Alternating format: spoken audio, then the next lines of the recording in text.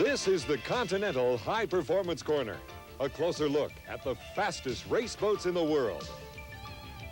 As most of you know, last week we had an accident involving Steve Reynolds in the Cellular One. That was an enclosed cockpit.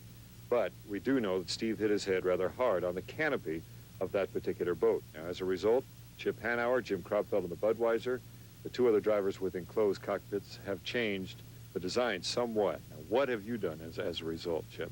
Well, we had a friend, Dr. Bill Bookwalter from Pittsburgh, come in and look at the cockpit. He's a neurosurgeon, and he said the best thing that can possibly be done is padding. And he just kept stressing pad everything in there, even if you don't think you can reach it, pad it. So we've now gone to the philosophy, if I don't look through it, it's padded. You have less room for your head in your canopy, in your cockpit, than Jim does in his. That's all right? Well, I don't know. And, you know, the Miller team is certainly open to whatever the neurosurgeons and the people who know far better than us. We're boat racers. We're not doctors, and we're not physicists. And if somebody can really tell us hard evidence or show us hard evidence on what we need to do to make the Miller American cockpit better, we'll do it. When it comes to safety, we're not stubborn at all. Jim Kropfeld, now what exactly have you done to the cockpit and your seat in the Budweiser?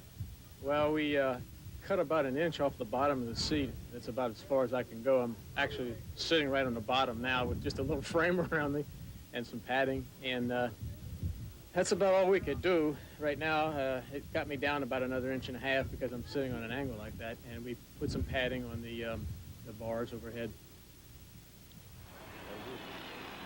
And racing on the Detroit River in July would not be complete without a show put on by the Grand Prix boats. These guys are something else. 8 boats for the final. These are blown engines, be it Fords, Plymouth, Chevrolet, raw horsepower. And they all hit speeds of up to 120, 130, even 140. The Miss Danish 2 broke out into the lead early, but a challenge was put on by a number of people. On the right, the prime mover, sponsored by Stroh's Beer. Here's the Danish 2 in first place, but watch out for Jimmy King and the Orange Crush on the outside. Did they ever put on a show?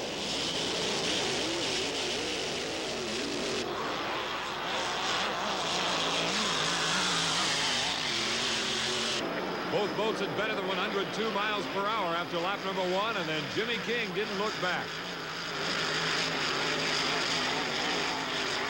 Many people feel this is the future of unlimited hydroplane racing, maybe going with dual automotive engines.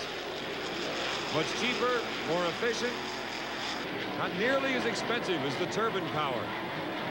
And it's certainly a lot noisier, and that is a major part of racing. Jimmy King with an outstanding day as he comes into that equally tight rooster tail turn, setting a course record 106 miles per hour on his final lap. Jimmy King, the Orange Crush, got the victory here on the Detroit. Congratulations. You not only were able to find a lane and get out of the traffic, but you set a course record at the same time. Was it a typical Detroit River race? Guaranteed. The boat was hitting hard. It was getting out of shape, but the boat we're real pleased with, and things came together well. It's an elementary question, but what was the key for you? To get in the inside first and get outside ahead of everybody? Just not to get caught up in the start. There was 3 boats that I was really concerned with.